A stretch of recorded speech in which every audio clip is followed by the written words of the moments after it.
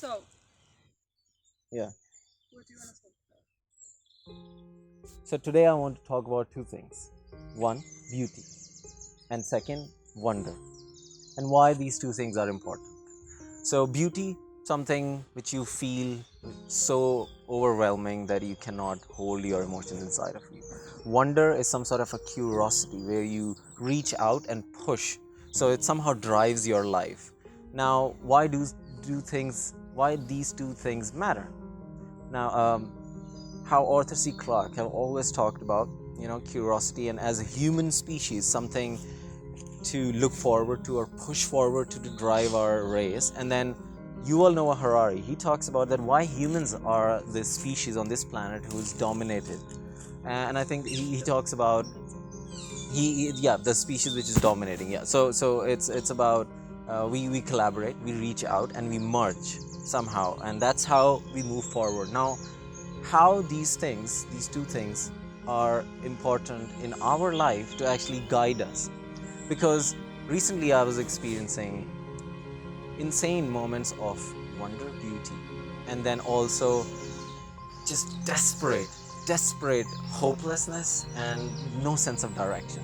So there was something going on in all of our lives, something like that.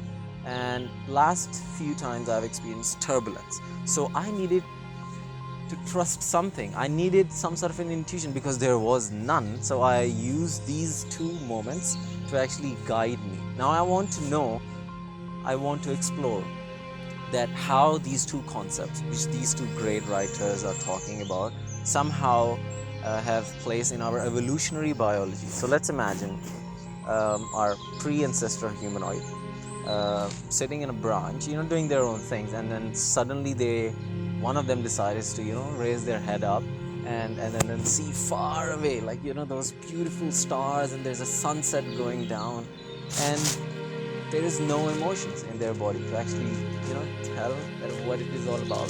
And maybe at that point they realize that maybe it's good to look up sometimes. Maybe because there is a feeling which they don't recognize, but it makes them feel just so alien and so beautiful that there are no words and no feelings for it. And so this just body cries. That's what it does.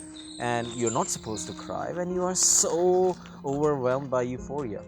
But that's the response that your body does. So I think now when I sometime, in that same ancestry, think of these feelings, I consider myself on the top of the mountain and just reaching over to this kind of a golden sand dust flying and just touching somehow very far away, and just getting overwhelmed by it.